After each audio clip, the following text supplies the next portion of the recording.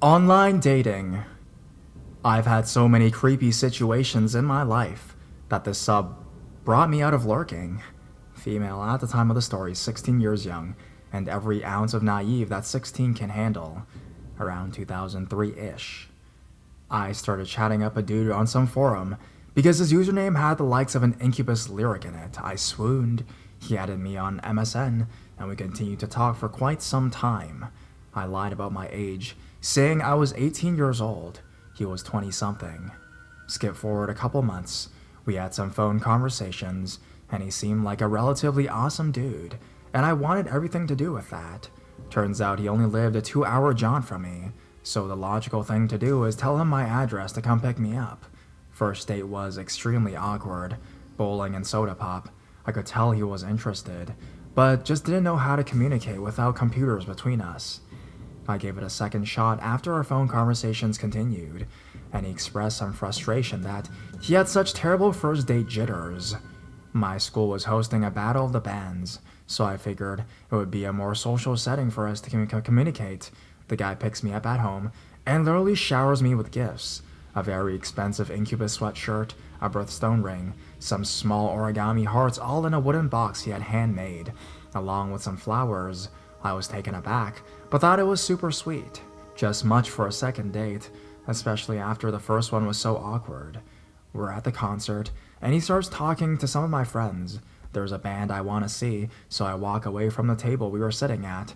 Band finishes, and I turn around and he's gone. I look for him, and asked around, and he had decided to give my friend a ride home without letting me know, so he had no intentions of returning for me. I had to grab a ride with my neighbors. Needless to say, I was upset, and decided the relationship was a no-go. I broke it off over the phone. He continuously emailed me for the next couple days. He didn't know what he was doing and feared he made the biggest mistake of his life. He started sending me stuff. At first, it was letters, then gifts, more flowers, CDs of him singing songs, then lockets of hair and condoms he had ejaculated into. I should have told my parents at this point, but was afraid of getting into trouble for lying about my age and meeting someone from the internet. I was mostly ignoring these things, occasionally telling him to stop. My sister, who was 17 at the time, approached me one night when we were home alone and asked me about a guy who had added her on MSN and was gushing about how in love with me he was. I was sitting near her and told her to just ignore him. She thought it was funny and urged him on. She told him to come over and that she would help us work it out. I was devastated. I explained everything that had happened, and she started freaking out. We locked up and shut off the lights, went downstairs and called my parents. My father came home and walked outside when the guy pulled in. He immediately turned around and left. No word from him for about a week. One day, my sister is on MSN and says, "Oh shit, you need to look at this." And I see his username, and that my sister had downloaded a file from him. It is a video of him carving my name into his chest. At the end, he looks at the camera dead on and says, "This is my final goodbye." I never heard from him again. Checked newspapers from his area for suicides, because I was that freaked out. Years later, I found him on Facebook. I stalked his pictures a little bit. You can still see my name scarred into his chest.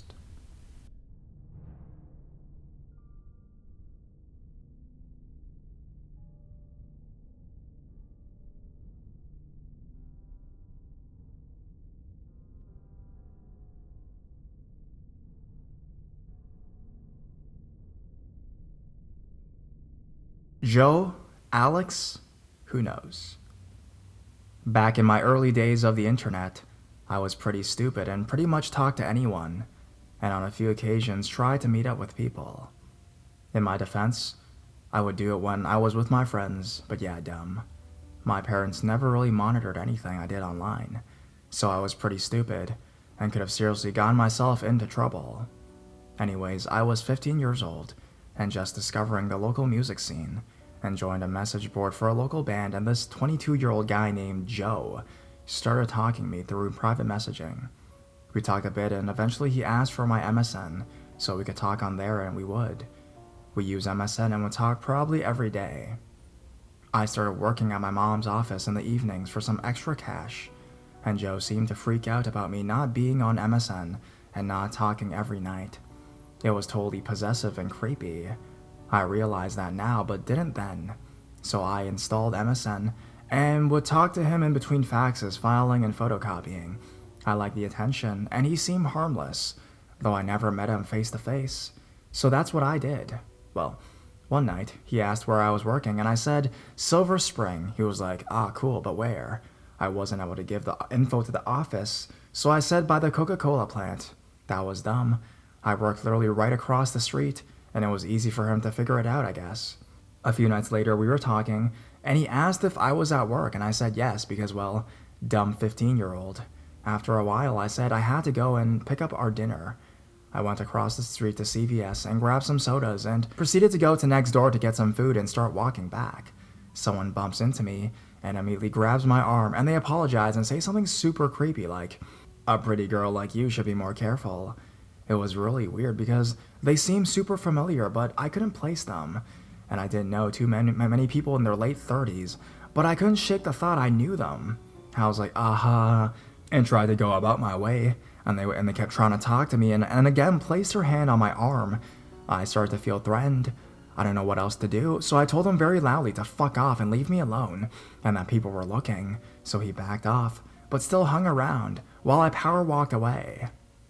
I walked back into the office building, which thankfully had a security system and a private entry code, so you had to input on a pin pad. I was fully freaked out, and my mom could tell.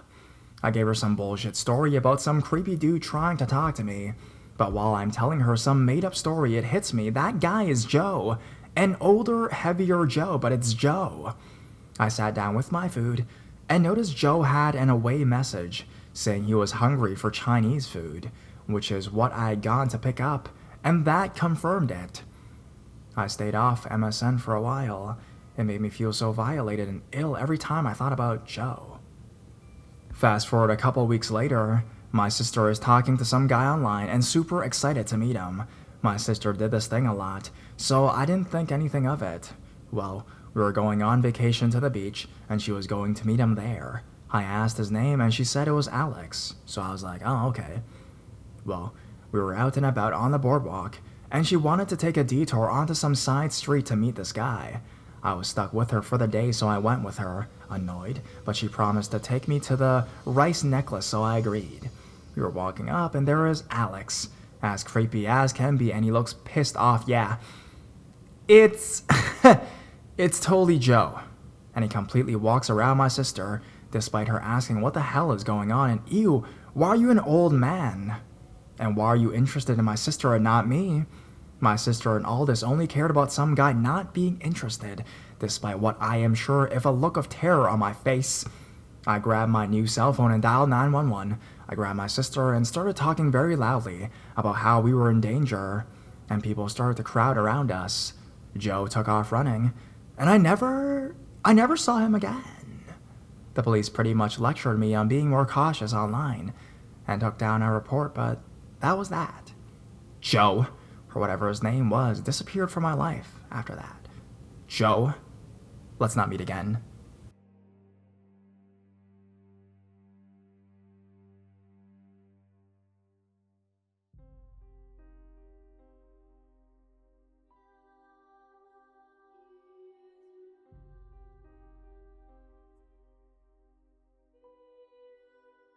He made me smile.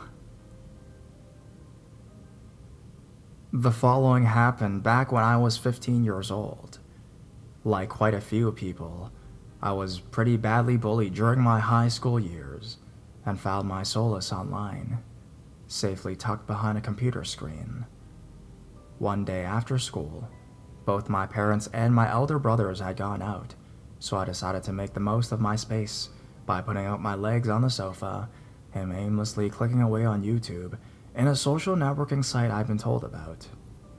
You could edit your profile page, say what movies, music, and books you'd like, and all the usual About Me stuff. There's a section called Meet Me, where, you guessed it, you could click yes or no on profiles that you wanted to essentially meet up with or chat to. I ended up clicking yes on a guy, Ben. To sum his profile up, he was a metalhead. He liked all the bands I liked, same movies, TV shows, everything. Also, his picture wasn't hard on the eyes at all. It reminded me of Chad Kroeger, but with long, frizzy, curly brown hair. To top it off, he lived in the same city as I did. He saw that I clicked yes on him and sent me a message. He seemed friendly enough, and stuck with asking me how I was and how my day went. We then started talking about different bands, and he went on about all the shows he had been to. I thoroughly enjoyed our conversations, and quickly grew attached to him, having never met him or even seen him in a video chat. He would give me little nicknames, and would even say that he would beat up my bullies. He told me that he liked me a lot, and would often ask me to send him pictures, nothing crude. He said he just wanted to see my smile. I didn't want to say no to him, because the last thing I wanted was the positive attention he was giving me to be taken away, so I sent him pictures. Some of the time, I would try to look more appealing, and would try to pose like most of the girls in my school. I was naturally flattered, having someone compliment the features that I was constantly put down for, and it would be a lie to say I wasn't smitten by him. That is, until one night, I logged into my MSN, an online message popped up that took the air right out of my lungs. I felt instantly cold as I continued to read Ben's message. It said, "Hey babe, I couldn't control myself and had to come and see you today. Please don't get mad. I didn't want to make you feel uncomfortable, so I just stood at the black gates waiting to see you leave. I'll be home a little later tonight." I realized my mistake instantly. In some of the pictures that I had sent him, I was in my school uniform. I tried to rationalize it any way I could and failed. I had told him that I wasn't ready to meet up with him on more than one occasion, and that nagging voice in the back of my mind was going mental. What if he didn't just stop at seeing me at school? What if he decided to wait until I was alone, so he followed me down a back road on my way home? What if he knew where I lived? I thought about telling my parents, asking them for help, but I pushed that thought away instantly. I hadn't told anyone about Ben. I didn't want to get another internet safety conversation from my mom, or have my stepdad take away my laptop or phone for being an idiot. I tried to push it to the back of my mind as I got changed and ate with my family, avoiding anyone's gaze out of fear of being asked how my day went, and them instantly realizing something was wrong by the tone of my voice. After a very long dinner, I went back to my room, opened up my laptop, and logged back into MSN. He was online. I asked him what he meant by his last message, and he brushed it off like it was no big deal. He called me silly when I told him that I didn't like the idea of him being there. He was silent for a few moments and then replied with, "But I love you. Don't you love me?" I didn't know what to say. All of a sudden, I was nervous and scared to talk to someone who had cheered me up on so many occasions. Maybe I was just overthinking it. I mean, I did like him after all, but I made it clear from the start that I did not want to meet. I thought it would be best if we stopped talking for a while, until I gathered up my thoughts. The next few weeks were odd to say the least. Since deciding, I hadn't logged into any social networking sites I had him on, and I started walking half the way home with my older brother, telling him that I felt like I wanted to change. He called me a weirdo, but that was nothing new. After a few nights of not talking to Ben, I began to notice things outside of my front door. One night, a flower from one of the plants in the garden had been placed on the welcome mat. The next, a chalk heart had been drawn. I started panicking. It wasn't long until my mom started asking questions. I was so scared that he would do something more, so I logged into a different site that my online friends had told me about before. I spoke to one of them and mentioned the little gifts that were being left outside. They imminently told me to call the police, but that would mean that my parents would find out, and like I've said, I was young and stupid. This kept happening for a few more weeks, and it slowly escalated. I would see him, at least I thought it was him. He never tried to speak to me directly, but I'd see him outside of my school, on the other side of the road. He would wave, and I would look away, and quickly catch up to my brother. One night, I had my art club after school. I was enjoying myself so much in the art studio that I'd forgotten all about the past few months. After it was finished, I headed to the gates, stopping just inside to peek my head out, looking for him. Relief washed over me as I saw empty streets. I stepped out and started my walk home, stopping off at the shop to buy myself a drink, and a few sweets for after dinner. Once I had gone to the park at the bottom of my street, I glanced around and saw him yet again. Only this time he was heading straight for me. I froze for a second before running up the hill towards my house. He called my name and told me to stop and talk to him. As I got closer to my house, I noticed that my stepdad's car wasn't on the driveway. My heart dropped then and there. While I was running, I reached into the front pocket of my bag and fumbled around for my keys, all the while listening to his footsteps as he followed behind me. I got onto my garden, slamming the gate closed behind me before grabbing the door handle. It was unlocked. I ran straight in and shoved my key in the lock, turning it. I didn't stop. Instead, I went into the kitchen and locked my back door. Ben started banging on the door. I sat on the floor in front of it, using myself to hold it shut. My eldest brother, hearing all the commotion, came downstairs looking pissed. He asked me what the hell was going on, and I broke down in floods of tears, telling him everything that had happened.